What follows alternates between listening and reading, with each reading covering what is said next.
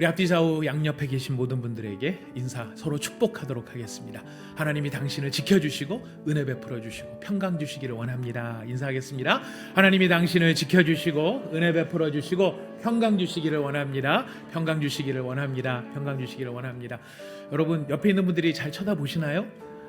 예, 서로 이렇게 여기 정수리를 보고 인사를 많이 나누시는 것 같은데 눈동자를 보시고 진심을 담아서 정말 잘 되기를 바라는 마음으로 한 번 더 우리 같이 한번 축복해 보도록 하겠습니다. 다 같이 한번 축복합니다. 하나님이 당신을 지키시고 은혜 베풀어 주시고 평강 주시기를 원합니다. 평강 주시기를 원합니다. 감사합니다. 감사합니다. 오늘 우리가 함께 은혜 받을 하나님의 말씀 누가복음 10장 27절부터 24절까지의 말씀이 되겠습니다. 오늘 본문은 1절부터 24절까지를 다루고 있는데요. 그중에 저희가 17절부터 24절까지를 함께 나누어 읽도록 하겠습니다. 우리가 함께 나누어 읽는 이 말씀은 지금도 살아계신 하나님의 말씀입니다. 70인이 기뻐하며 돌아와 이르되 주여 주의 이름이면 귀신들도 우리에게 항복하더이다. 예수께서 이르시되 사탄이 하늘로부터 번개같이 떨어지는 것을 내가 보았노라. 내가 너희에게 뱀과 전갈을 밟으며 원수의 모든 능력을 제어할 권능을 주었으니 너희를 해칠 자가 결코 없으리라. 그러나 귀신들이 너희에게 항복하는 것으로 기뻐하지 말고 너희 이름이 하늘에 기록된 것으로 기뻐하라 하시니라.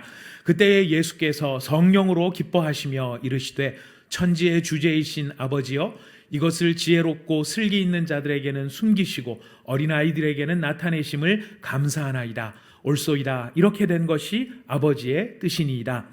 내 아버지께서 모든 것을 내게 주셨으니 아버지 외에는 아들이 누구인지 아는 자가 없고 아들과 또 아들의 소원대로 계시를 받는 자 외에는 아버지가 누구인지 아는 자가 없나이다 하시고 제자들을 돌아보시며 조용히 이르시되 너희가 보는 것을 보는 눈은 복이 있도다. 내가 너희에게 말하노니 많은 선지자와 임금이 너희가 보는 것을 보고자 하였으되 보지 못하였으며 너희가 듣는 것을 듣고자 하였으되 듣지 못하였느니라. 아멘. 오늘 주일 예배를 준비하면서 어제 오전에 잠시 미용실을 다녀왔습니다. 그리고 여름이 오니까 옆머리 뒷머리를 조금 바짝 쳐달라고 이야기를 했는데 잠깐 졸고 났더니 입대장병을 만들어 놓았습니다. 그래서 여러분 보시는 바와 같이 제 현재 모습이 이와 같아서 지금 우크라이나로 가야 되나 이런 생각을 다시 해보게 되었습니다. 처음에 머리를 딱 자른 것을 보고 처음에 머리 자른 거는 잘 몰랐는데 머리를 감고 났더니 실체가 드러나더라고요. 이런 상황 속에 짜증을 낼 수도 없고 화를 낼 수도 없고 그런다고 머리카락이 붓는 것도 아닐 거고 곰곰이 생각하다 이것도 뜻이 있겠지 하고 기쁨으로 받아 돌아왔습니다. 여러분 괜찮으신가요? 예. 감사합니다. 감사합니다. 상큼한가요? 산뜻하다 말씀이십니다. 감사합니다. 자, 우리 예수를 믿는 믿음 안에서 사는 성도들만이 누릴 수 있는 특권이 있습니다. 하늘에서 주시는 은혜가 있는데요. 그 은혜로 말미암는 특권들이 평안이 될 수 있고 또 기쁨, 또 감사, 사랑 이런 것이 하나님께서 예수를 믿는 믿음 안에서 성도들에게 주시는 놀라운 특권이 있습니다. 물론 예수를 믿지 않는 세상 사람들도 그런 평안과 기쁨과 감사와 사랑을 누릴 수 있다고 이야기할 수 있지만 여러분 이 둘 사이에는 근본적인 차이가 있습니다. 세상의 평안과 세상의 기쁨, 사랑과 감사는 일시적이며 조건적입니다.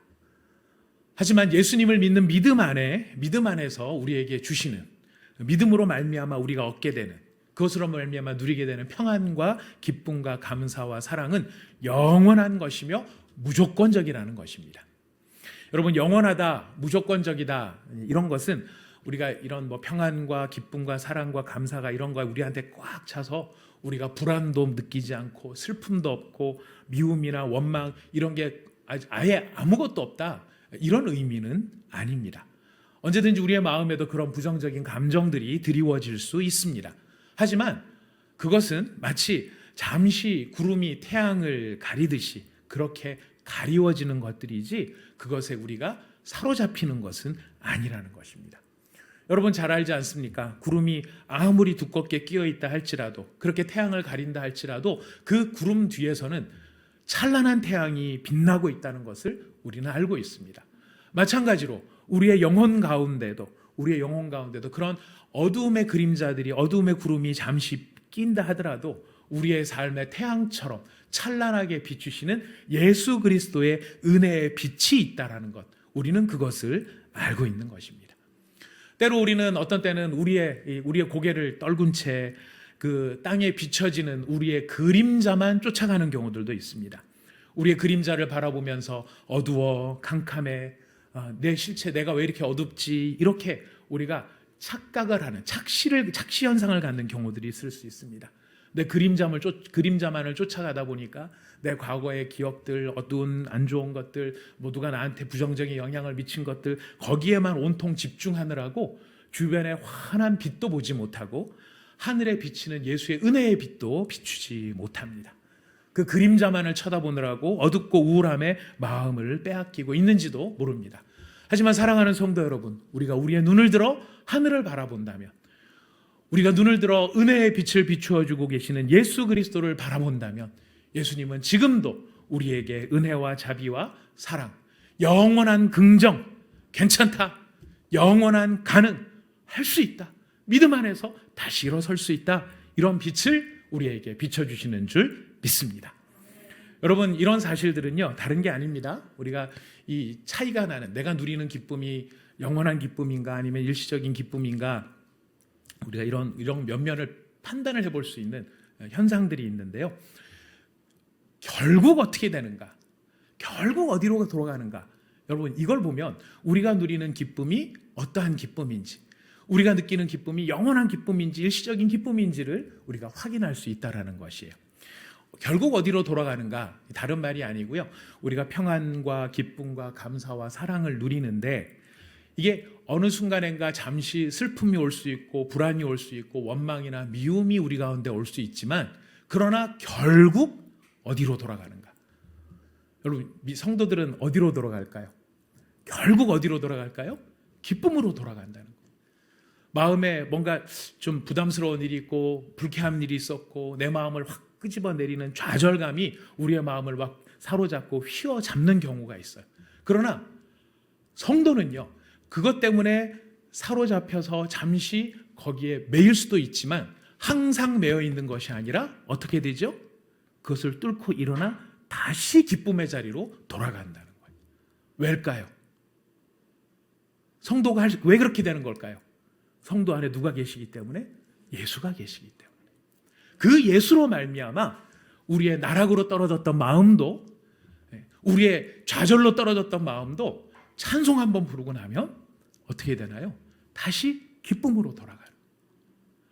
근데 세상의 일들은 바라보면 축 처져 있다가 잠시 기뻐요. 뭐가 좋은 일이 있어가지고 막 기쁘면 잠시 기뻐요. 그런데 잠시 기쁜데 결국 어디로 돌아갑니까? 결국 다시 우울함으로 돌아가요. 그래서 우리가 일부러라도 사실 감사하고 기뻐하며 반응하는 것들이 필요한 게 뭐냐면, 어떤 사람을 만나서 이야기하면은 우리가 여러 가지 이야기들을 나누는데 안 좋은 이야기를 나눌 수도 있어요. 여러 가지 또 기도 제목이 있을 수 있습니다. 하지만 성도는 어떻게 끝납니까? 그것으로 말미암아 기쁨으로 다시 돌아가는 거예요. 우리한테 예수가 있지 않느냐? 우리 안에 그리스도가 있지 않느냐? 우리 안에 그리스도의 영이 있지 않느냐? 그럼 우리 다시 회복할 수 있다. 그렇게 다시 일어나는 것이 성도의 능력이요, 성도의 모습이라는 것이.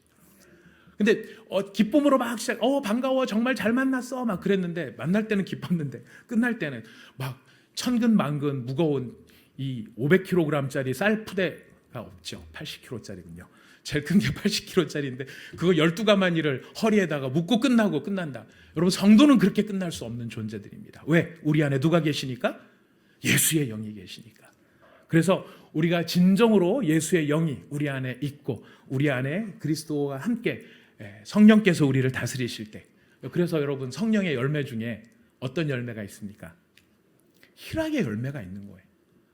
성령이 내 안에 있으면 내가 막 억지로 희락의 열매를 맺는 게 아닙니다. 성령의 열매를 맺자 그래가지고 우리가 열매를 맺을 수 있는 게 아닙니다. 성령의 열매란 무엇이냐면, 성령이 내 안에 계시기 때문에, 우리 안에 계시기 때문에, 그래서 성령으로 인해서 맺게 되어지는 현상, 그게 열매인 거예요.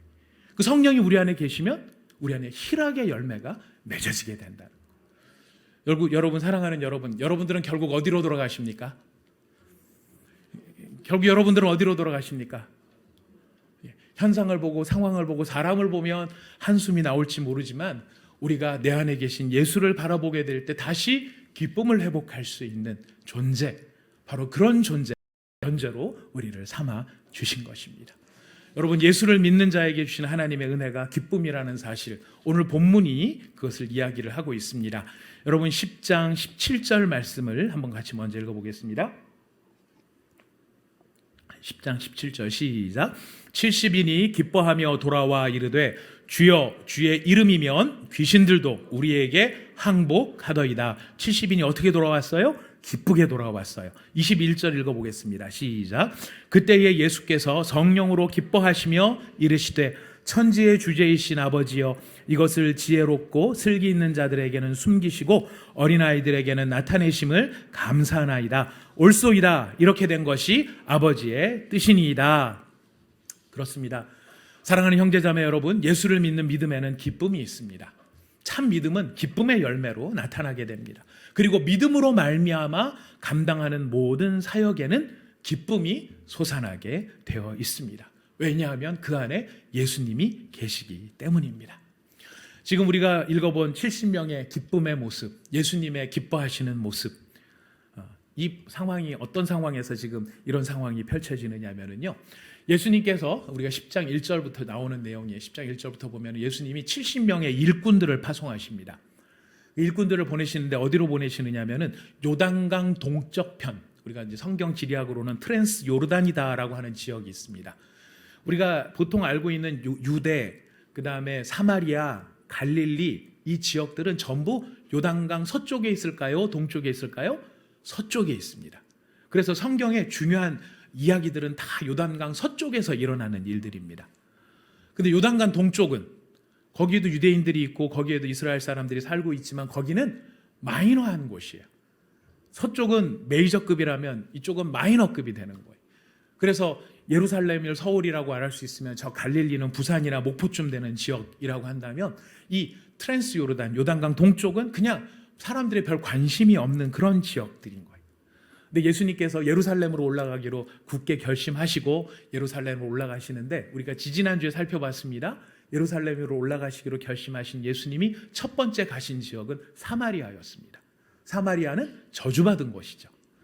예수님이 처음으로 가신 곳은 저주받은 것이고 지금 제 일꾼들 70명을 보내는 이 지역은 무관심한 지역이에요. 마이너한 지역이에요. 사람들에게 잊혀진 지역이에요. 예수님의 사역의 방향을 보게 됩니다. 예수님이 어디에 관심을 가지시는가? 저주받은 사람들에게, 또 잊혀진 사람들에게, 그곳에 있는 하나님의 사람들을 찾아가시는 예수님의 마음이 여기에 담겨 있는 것이에요. 자, 그런 마이너한 지역으로 지금 사람들을 보내시는데 이 제자들이 갔다 파송을 받고 돌아온 거예요. 돌아왔는데 며칠이나 갔다 왔을까요? 한 하루 이틀, 사흘 나흘. 성경의 분위기로 보면은 아주 장기적인 체류를 거기서 했어야 되는 것으로 나타납니다. 그러니까 예수님이 전대도 가지지 말고 배낭도 가지지 말고 이런 이야기를 하시죠. 아마 오랫동안 그 지역에서 이런 사역들을 감당했어야 할 것입니다. 그 사역을 마치고 돌아오는데 이 제자들이 막 코가 석자나 돼가지고 막 좌절하고 낙심하고 예수님 갔는데 고생만 직살나게 하고 왔습니다. 갔는데 너무너무 수고만 하고 왔습니다. 이러고 돌아온 게 아니라 이 사람들이 돌아오는데 어떻게 돌아왔느냐면 기쁨으로 돌아왔다는 거예요. 환호를 하면서 돌아왔습니다. 주여, 주의 이름이면 귀신도 우리에게 항복하더라고요. 예수님 이러면서 돌아온 거예요. 이 결론만 놓고 보면 그들의 이 여정이 그렇게 뭐 큰 고생도 없고 그냥 편안하게 사역 열심히 하다가 돌아왔나 보다 이렇게 생각이 되지만 여러분 우리 앞에 10장 앞에 부분에 보면은 결코 이들이 가야 할 지역이 만만하지 않았다는 것을 우리는 짐작하게 됩니다. 예수님이 먼저 이야기하십니다. 70명을 보내시면서 출소할 일꾼을 더 보내달라고 추수하는 주인에게 간청하라 이런 얘기를 합니다. 무슨 뜻일까요? 일할 곳은 굉장히 많은데 실제적으로 일꾼이 적은 거예요. 70명을 보내는 거예요. 그러니까 더 많은 사람이 필요한 거죠. 더 많은 사람이 해야 되는 일을 이 사람들이 해야 되니까 할 일이 얼마나 많겠습니까? 한마디로 말해서 일꾼을 더 보내주십시오라는 이 말은 기도이면서도 너희가 감당해야 될 게 너희가 3사람 4사람 몫을 해야 될 만큼 많은 일을 해야 된다, 이런 의미가 담겨 있습니다. 10장 3절에는 유명한 말씀이 있습니다. 내가 너희를 보내는데 너희를 보내는 것이 이리 가운데 들어가는 어린 양을 보내는 것 같다. 잘 보십시오. 너희를 보내는데 어린 양들 가운데 이리를 보내는 것 같다라고 말씀하지 않으셨습니다. 제자들을 보내는데 막 사람들을 걱정하시는 게 아니에요. 제자들을 보내고 있는데 제자들이 걱정이 되는 거예요. 어느 정도로 걱정이 되느냐면 이리떼들, 굶주린 이리떼들 한가운데 던져진 어린 양이에요. 양도 큰 양도 아닙니다. 새끼 양입니다. 자기 방어도 못합니다. 아무런 힘이 없습니다. 들어가면 득달같이 달려들어서 찢고 찢기고 삽시간에 죽고 끝날 것 같은 그런 여리여리한 모습, 이것이 지금 그 트랜스 요르단으로 들어가서 사역해야 될 일꾼들의 모습이었던 것이죠. 예수님의 말씀을 여러 가지로 분석을 해보면은 참 이 사람들이 사실 가기는 가는데 얼마나 고생스러운 고생길을 가는가, 또 그러면서도 해야 될 일은 분명하게 주십니다. 가는 곳마다 평안을 선포해라. 너희를 영접하든 영접하지 않든 하나님의 나라가 가까웠다라고 분명히 선포를 해라. 그냥 갔다 오는 게 중요한 게 아닙니다. 그 동네 가서 찍고 오는 게 중요한 게 아닙니다. 도장 찍고 무슨 동 다 들렸습니다라고 스탬프 받아오는 게 아닙니다. 그곳에서 해야 될 일을 게으름 없이 해야 되는 것이죠. 자, 이런 상황 속에 예수님이 보시는 겁니다. 너희를 영접하는 마을도 있고 영접하지 않는 마을도 있을 것이다. 그러나 내가 너희를 그렇게 보내는 것은 예수님에게 어떤 기대가 있기 때문이죠. 무슨 기대가 있을까요? 그들을 영접하고 그들이 제자들이 행하는 권능을 보고 그들 제자들이 선포하는 이야기를 들으면서 그 사람들이 회개하고 돌아오기를 바라는 예수님의 간절함이 있는 것이죠. 간절함은 있는데 상황은 어때요? 호응할 수도 있고 호응받지 않을 수도 있다. 험한 길을 갈 수도 있다. 자, 그런데 이 험한 길을 갈 수도 있는 제자들이 그 모든 여정을 끝내고 돌아올 때 지금 어떻게 돌아옵니까?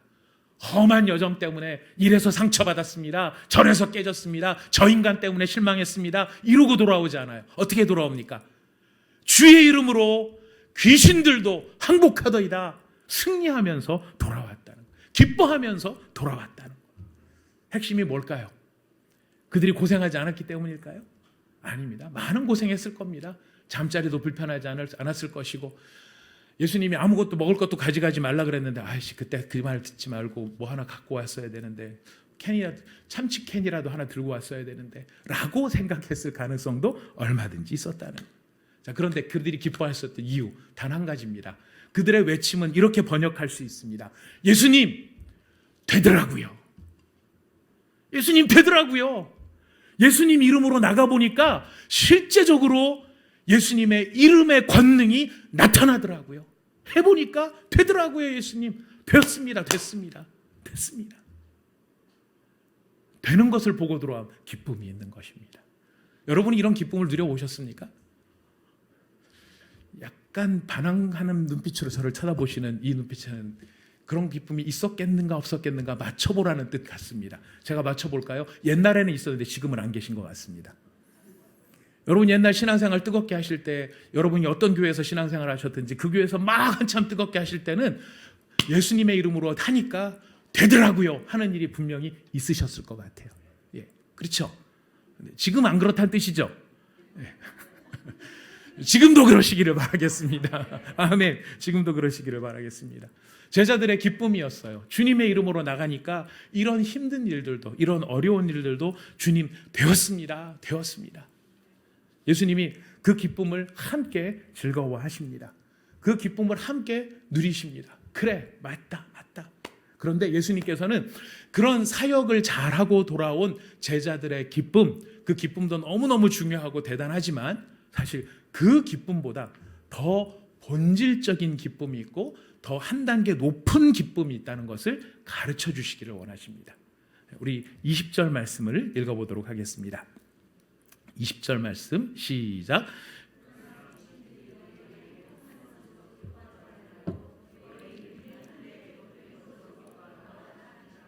귀신들이 너희에게 항복하는 것으로 기뻐하지 말고 너희 이름이 하늘에 기록된 것으로 기뻐하라. 무슨 말일까요? 사실 이거 좀 냉정한 눈빛으로 보면 예수님이 제자들에게 꼭 찬물이라도 한 바가지 끼얹는 느낌이 듭니다. 예수님, 우리가 승리하고 돌아왔습니다. 승리하고 돌아왔습니다. 그랬더니 귀신들이 너희에게 항복한 것으로 기뻐하지 마! 라고 예수님 매정하게 느껴지는 것 같아요.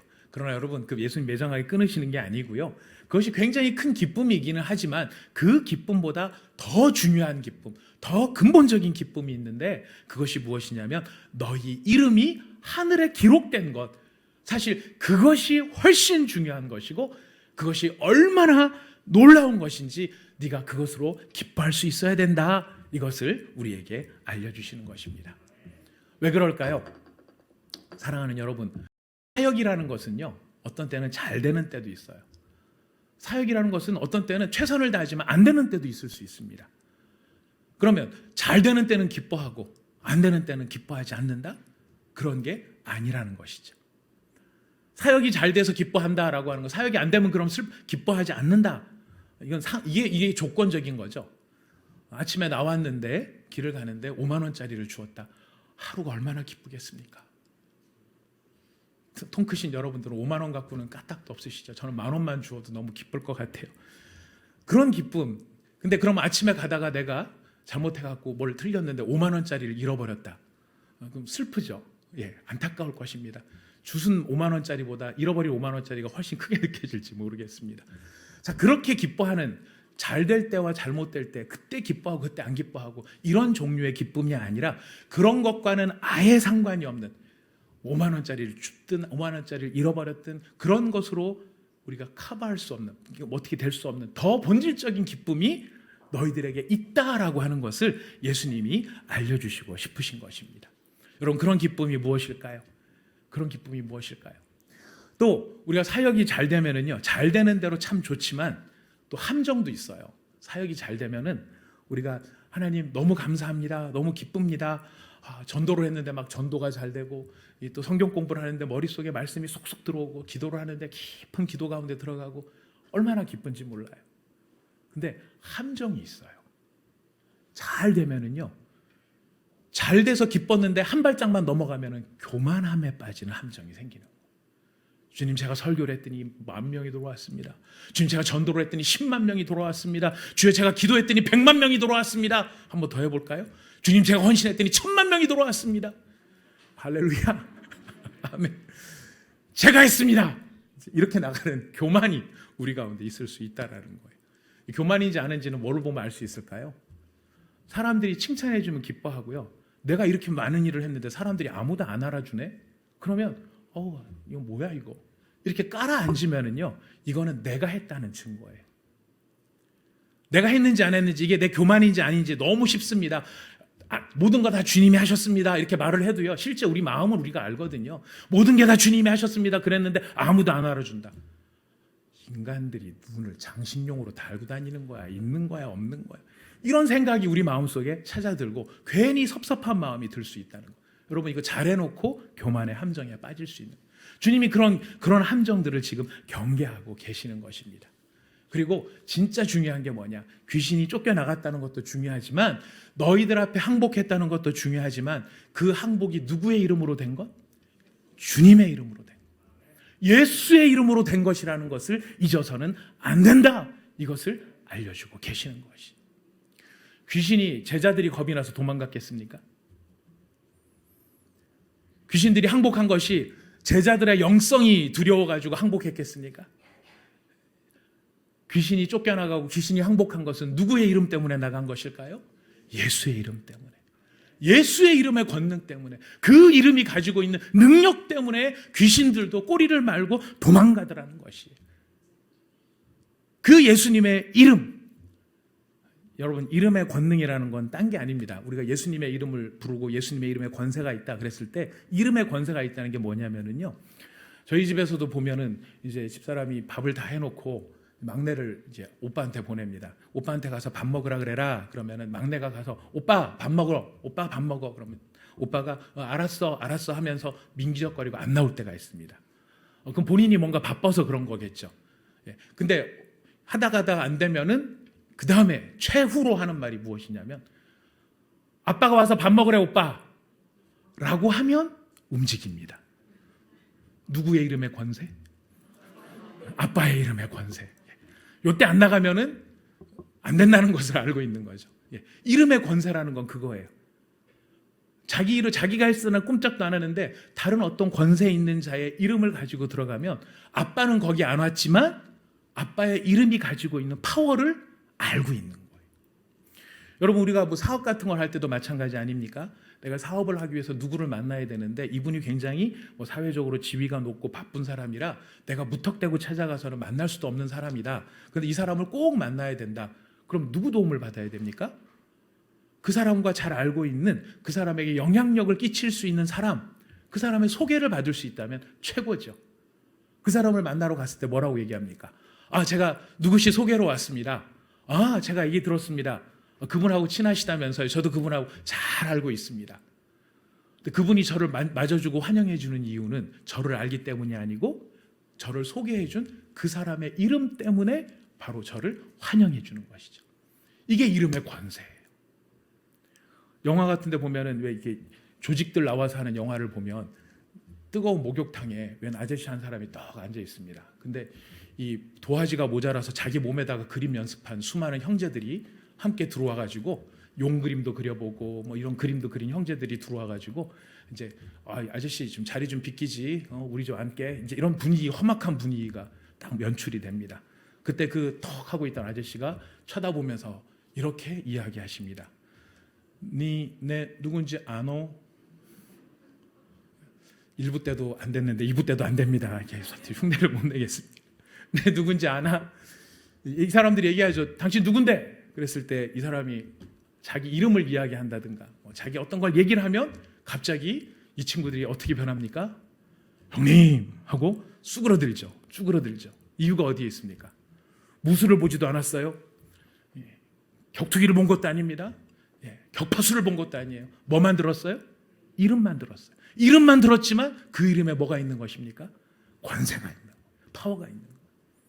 예수님의 이름의 권세가 바로 이런 권세인 거예요. 이런 권세. 근데 여러분, 그 이름을 우리가 사용한다 그랬을 때 그 이름을 사용하는 게 아무나 막 써서 되는 게 아니죠. 우리가 누구 이름을 마구 사용하면 오히려 죄가 됩니다. 아시죠? 명의도용입니다. 누군가 이름을 자유롭게 쓸 수 있게 됐다는 것은 그 이름을 가진 사람이 쓸 수 있는 권한을 줘야 자기가 자유롭게 쓰는 거예요. 저기 가서 김은수 이름으로 그 식당에다가 얘기하고 달아놔.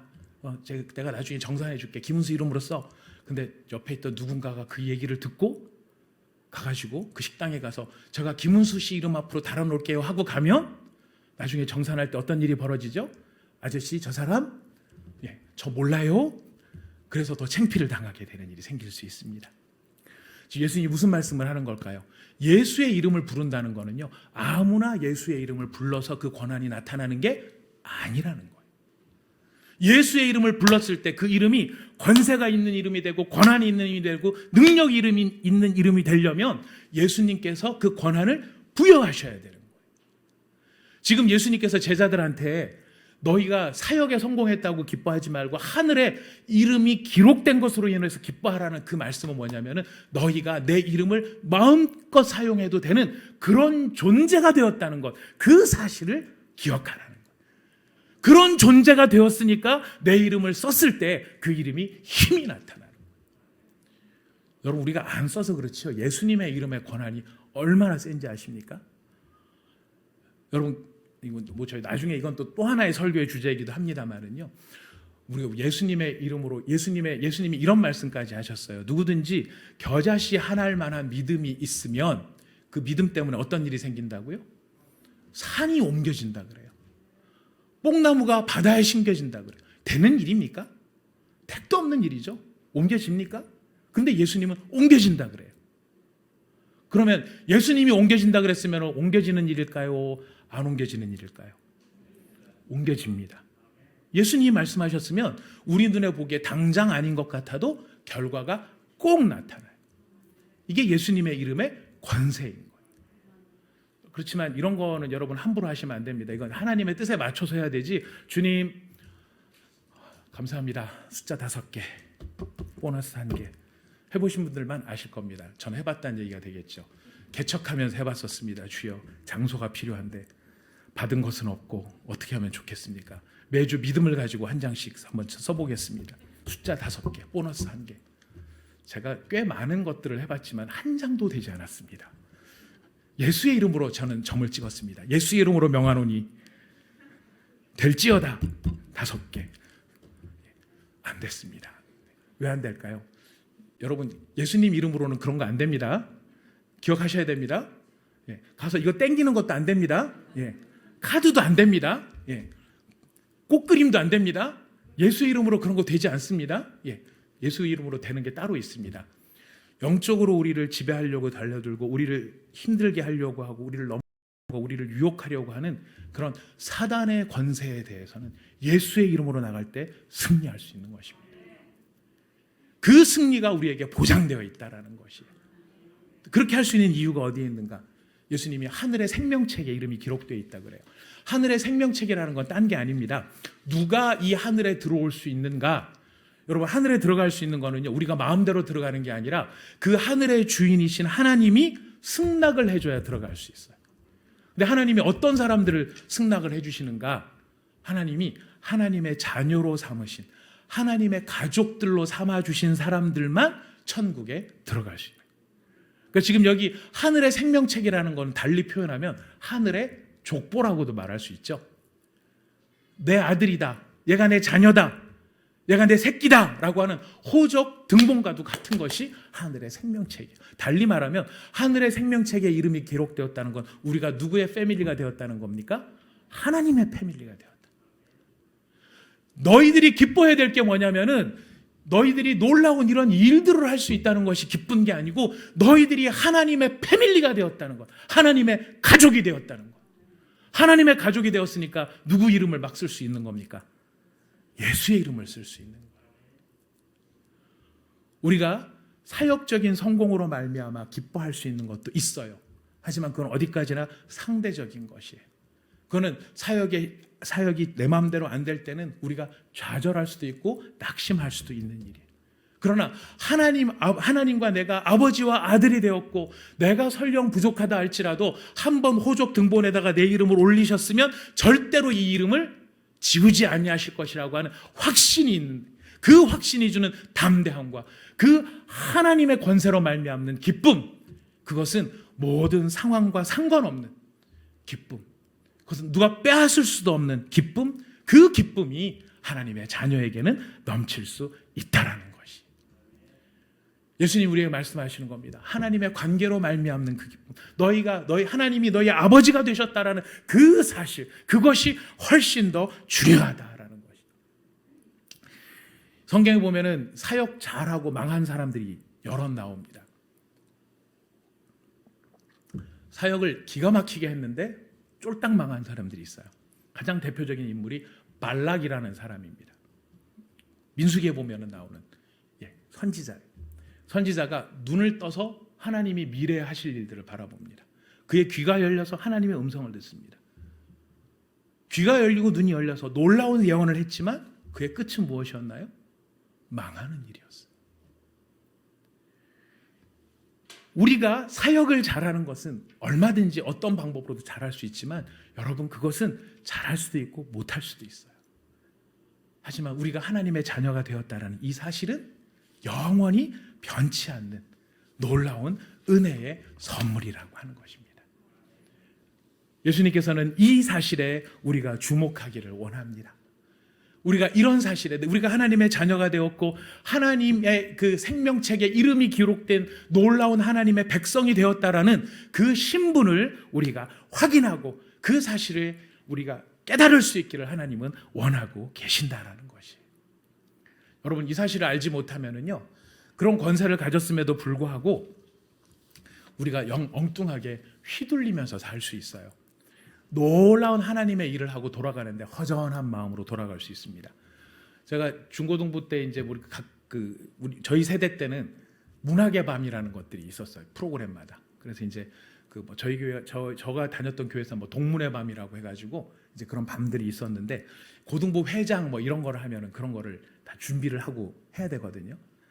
제가 제 친구하고 이제 친구가 총무였고 제가 이제 고등부 회장이었기 때문에 친구한테 좀 부탁을 했어요. 이걸 좀 잘 도와달라고. 그래서 그 친구가 잘 주관을 해가지고 했습니다. 다 잘 맞췄어요. 너무너무 성황리에 끝났습니다.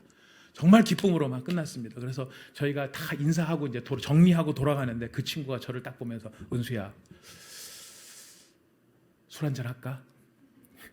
고2였습니다. 네, 저희가 술 잘 못 마셨습니다. 술 안 마셨습니다 그때. 근데 그 무슨 얘기였냐면 그 친구가 다 끝나고 났는데 마음이 너무 허전한 거예요.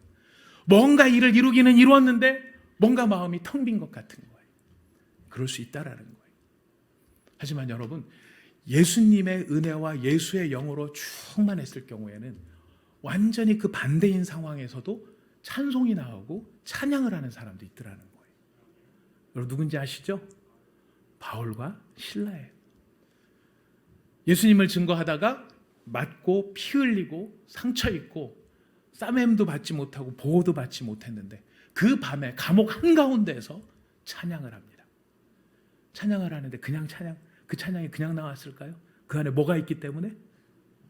기쁨이 있기 때문에. 두들겨 맞는 것으로 빼앗을 수 없고 창피를 주는 것으로 빼앗을 수 없고 그를 낙심케 하기 위한 험한 말을 들어도 빼앗을 수 없는 그 기쁨이 바울과 실라의 영혼 가운데 있는 기쁨이더라는 것이. 여러분 이 기쁨이 누구의 기쁨이 되도록 우리를 부르셨습니까? 그 기쁨이 누구의 기쁨이라고 말씀하고 계십니까? 처음부터 다시 해야 되겠는데요. 사랑하는 여러분, 여러분의 이름은 하늘의 생명책에 쓰여져 있음을 믿으십니까? 진짜로 믿으십니까? 진짜로 확인하시기를 바랍니다. 진짜인 것을 확인하시기 바랍니다. 왜냐하면 우리의 모든 능력의 근원은 우리가 하나님의 패밀리가 되었기 때문에 즐길 수 있는 우리의 힘이라는 거예요. 이 하나님과의 관계를 생각하면서 이번 한 주 동안 저는 기도에 대해서 새로운 좀 묵상을 해보았습니다. 하나님과 아버지와 자녀로서의 교제를 나눌 수 있는 가장 현상적인 아름다운 일이 기도거든요. 기도. 우리가 기도를 안 해서 그렇지 기도를 하면 너무 좋은 건데요. 이 기도가 어느 정도로 능력이 있는 것인가를 제가 이번 한 주간에 진짜 깊이 묵상을 해보았는데요. 우리 인생의 호흡이 딱 끊어지는 마지막 순간까지 우리가 할 수 있는 유일한 일이 뭐겠습니까? 기도더라고요. 저희 어머님이 저를 위해서 참 많이 기도를 해주십니다. 어머니랑 통화를 하다 보면 어머니 가끔 그런 얘기를 하세요. 야, 내가 지금 나이도 많고 힘도 없고 뭐 가진 것도 없어서 내가 해줄 건 기도밖에 없다. 처음에는 이 기도밖에 없다 이 말이 좀 안타깝게 느껴졌는데요. 제가 다시 말씀을 들으니까 내가 아무것도 못한다 할지라도 기도하면 누가 하세요? 하나님이 하시는 거예요. 기도밖에 할 게 없다가 아니에요. 우리는 기도를 할 수 있는 사람들인데요. 설령 내가 누워서 병이 들어서 나이가 들어서 손가락 하나 까딱할 수 없고 내 몸을 내 마음대로 하지 못한다 할지라도 우리가 할 수 있는 일이 있어요. 뭘까요? 기도인 거예요. 우리가 기도만 할 수 있다면 누가 일을 하실까요? 하나님이 일을 하세요. 그게 뭐냐면 예수의 이름으로 일이 이루어지는 거예요. 사랑하는 형제 자매 여러분, 여러분이 가지신 하나님이 우리에게 주신 특권을 우리가 이 시간 확인하기를 바랍니다. 기도하면 되는 일이, 기도하면 될 수 있는 이유가 어디에 있는가? 하나님과 우리가 아버지와 자녀이기 때문에, 그래서 예수님의 이름을 부를 수 있게 됐기 때문에, 이런 놀라운 특권을 가지게 됐기 때문에 너희의 마음속에는 언제나 내가 주는 기쁨이 충만할 수 있다. 할렐루야. 사랑하는 형제자매 여러분, 이런 기쁨의 주인공으로 우리를 부르셨습니다. 문제는 누리는 것이에요. 기껏 불러놨는데 우리는 누리지 못해요. 그래서 제가 앞에 말씀을 드렸습니다. 뭐만 바라보고 살아가는 인생이 될 수 있다고요? 자기 그림자만 바라보고 살아가는 인생이 될 수 있는 거예요.